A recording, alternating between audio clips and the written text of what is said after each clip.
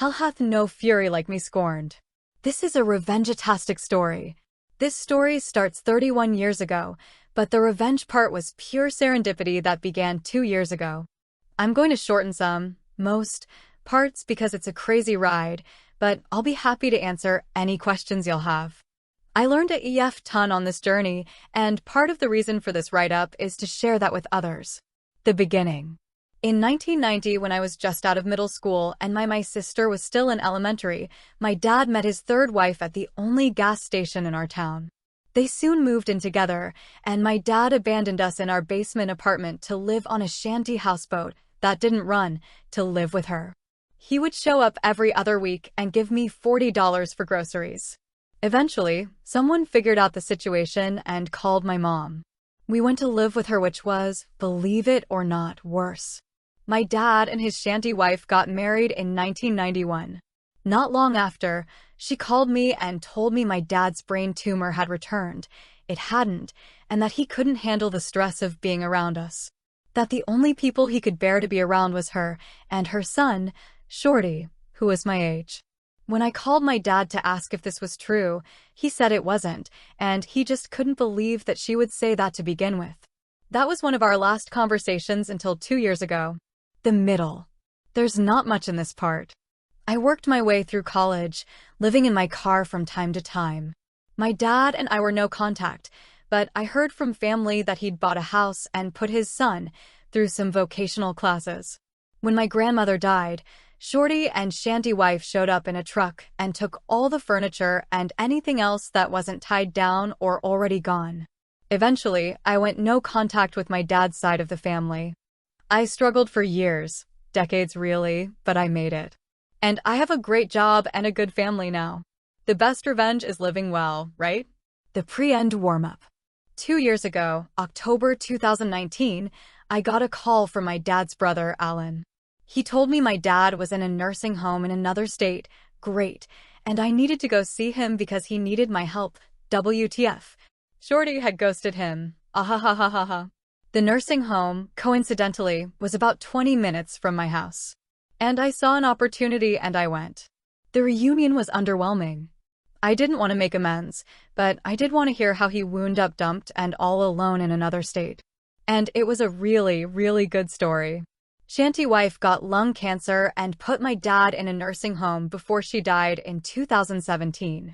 She suffered, and I was happy to hear it, but sad it wasn't us cancer.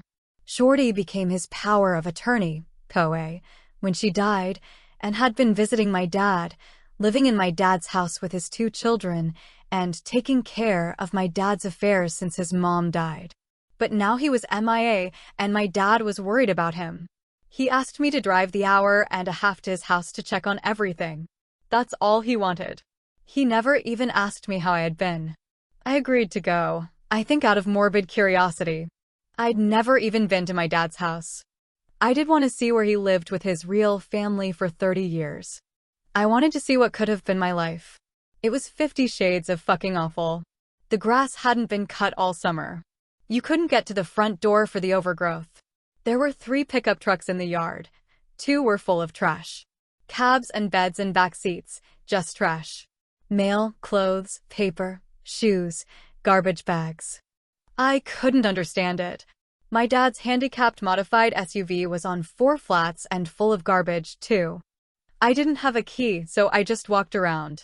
From what windows I could look through, the inside was in shambles and hoarded to hell. On the front and carport doors were dozens of notices from the city that they were going to condemn the place. The carport was also hoarded. Boxes and boxes stacked on each other, most rotting from the rain. The yard was full of garbage. Broken Christmas ornaments, more shoes, rusted tools, old toys.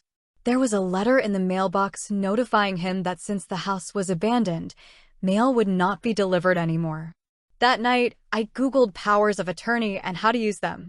I went back the next day and showed my bedbound dad the pictures on my phone. He vowed to beat Shorty's ass, then asked me to help more. I told him I would, but he'd have to sign power of attorney over to me. All of it durable, financial, and medical. If he didn't, he could figure this shit out by himself. He agreed, so I set about finding a lawyer who would drive to another state and do the paperwork in the nursing home. Bless that lawyer for being so good at his job, because all I did was tell him what I knew, and he put together a beautifully bulletproof POA. It was full of stuff I didn't even know I would need. He also filed the paperwork to revoke Shorty's POA. And now I'm unstoppable. We're from a small, rural town, and it's the kind of creepy, landlocked place that, no matter how long you've been gone or how far away you've been, when you go back, you'll see someone you know. Even if you don't know you know them. It's like playing 7 degrees of everybody all the time. It's suffocating. But it can also be helpful. The beginning of the end. I got to work the next morning. I didn't know how scorched the earth would be when I finished, and I didn't want Shorty or anyone from his prolific, inbred family trying to find me, so I made sure nothing I did had my name on it. I opened a Google account for my dad, and got a Google number. I opened a P.O. box for him in his town. I put in a mail forwarding notice. I pulled his credit report. I took the POA to my dad's small-town bank, changed the address on his accounts, and got new account numbers. I requested copies of every transaction back to the day Shanty wife had died, about 13 months worth. I had to go to the main branch, 2 hours from my house, the next day to pick the records up. I sat in the lobby all afternoon, going through the account. I cornered a service rep and got a crash course in his debits and deposits. This is when I figured out the extent of Shorty's staggering stupidity. My dad got about $5,000 a month in disability and Social Security every month. Twice a week, Shorty was going into a branch and withdrawing cash. All of the cash. For 13 months.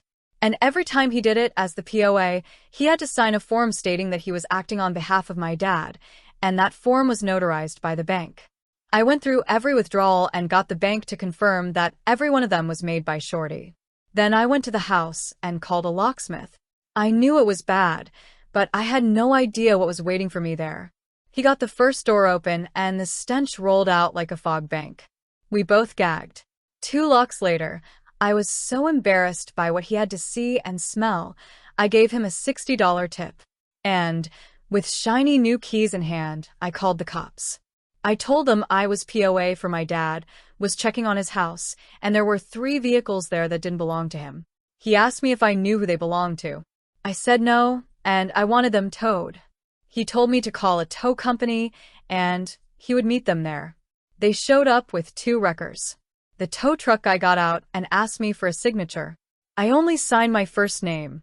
As I was signing, he asked, "Do you know Shorty?" Running on pure hatred at this point, I surprised myself. "Do you?" I asked. He said he did, and that he's an asshole. I responded he might be. "Hey, can you do me a favor? If you see him, will you tell him MNWNM is coming for him?" His bravado evaporated. He knows a crazy bitch when he sees one. They towed the trucks. When everyone was gone, I opened the door in the carport to peek in. The sun was going down, and it was dark in the house. I heard something faint, and after some seconds realized it was the roaches and the rats doing their roach and rat stuff. I could smell it all in my hair. I sat on the carport steps and watched the sun go down. I was mad. Just so fucking cosmically livid that 72 hours was all it took to dissolve 3 decades, and here I was, stinking and listening to the rats and cleaning everyone else's shit up. Taking time away from my family, and for what? I had a coming to Jesus with myself. I could either bow out now or double down. And the thing is, I'm tenacious. To a goddamn fault. I had to be to survive, and this was a bone I couldn't put down. The thought of Shorty's life being upended, his only source of income probably disappearing literally overnight, and my dad having to hear, secondhand from me, that he's broke and alone, made me absolutely giddy. I desperately wanted them both to lose what they had left. So I decided I was going to triple dog down. That night, I Googled restraining orders. And it was surprisingly easy to get one. I went to the courthouse in my hometown, went to the clerk's office, and told her I needed a restraining order. I filled the form in at a rickety little table while I was there. I wasn't prepared to see a judge that day, but she took the form and said, "Okay, I'll see if the judge is still here." That kind of scared me. She took me to his chambers, and as I was waiting, I looked around and saw he had certificates of appreciation hanging up from various veterans groups. Then I wiped my palms and thought, fish in a fucking barrel. He asked about my dad's stint in the Marines and about the DoD office logo on my sweater. I'm a contractor. He read my form and granted the temporary order. I would have to go back for the permanent one, where Shorty would be able to argue against it.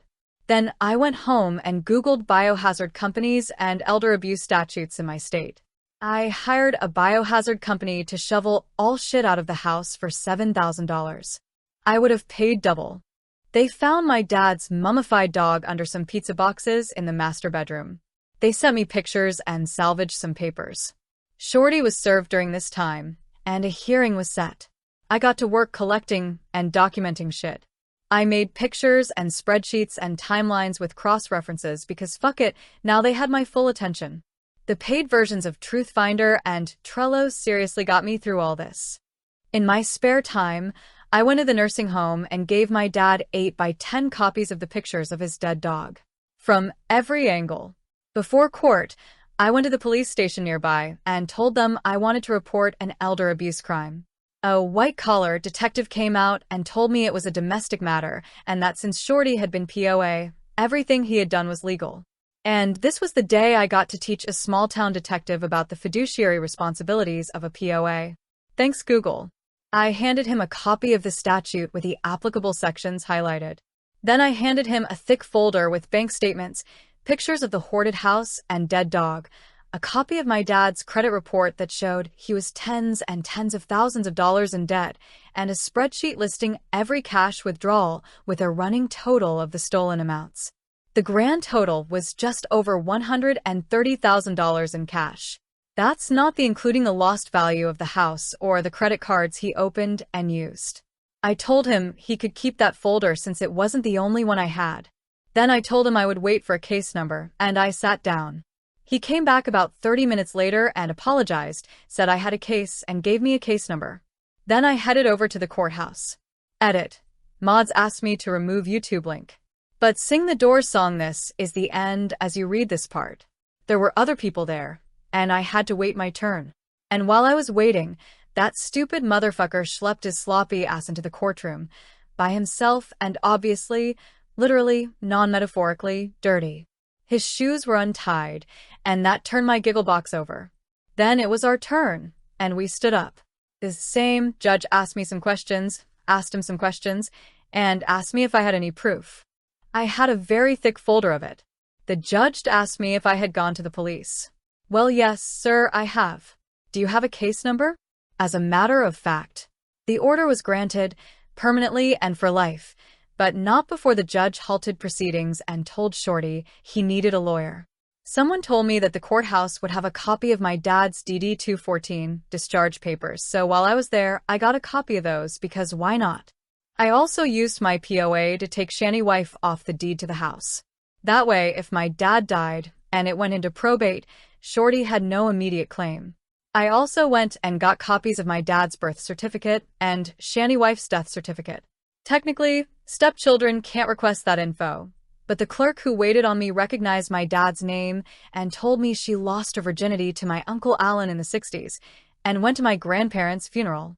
So I got all the forms I wanted. Shanny wife left my dad $50,000 in life insurance. About $35,000 of that was left since Shorty was spending my dad's money and not his mom's.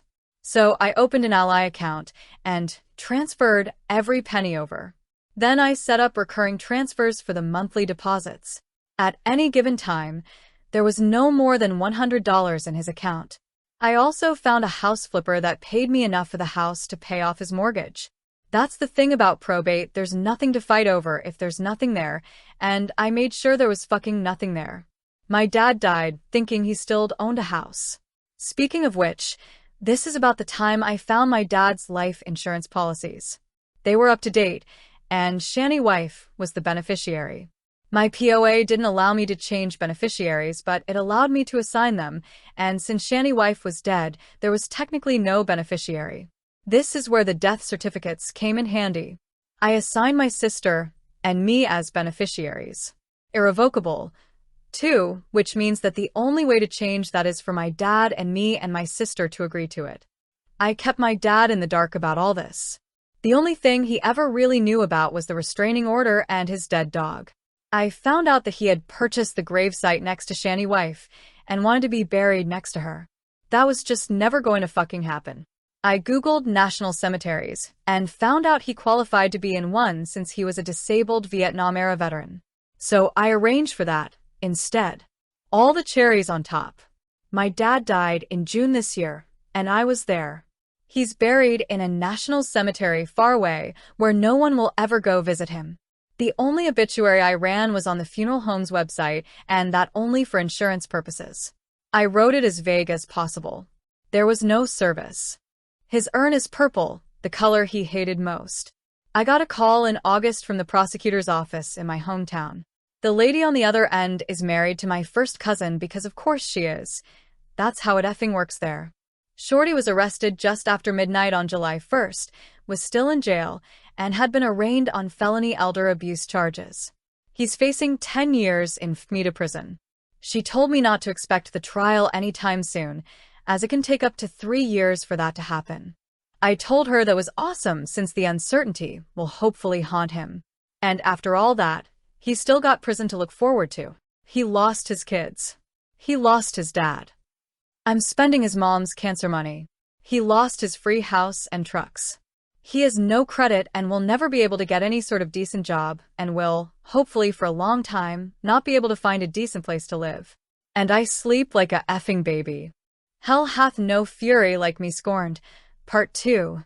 Felony Boogaloo. Hello, a couple of years ago, I posted a revenge story. Well, I finally have an update. To recap, Shorty, my stepbrother, was my dad's power of attorney while he was sick and had heinously abused his position, stealing a very large sum of money. When I got involved, I got a restraining order against Shorty, filed charges, took over my dad's care, and exacted some sweet revenge in the process.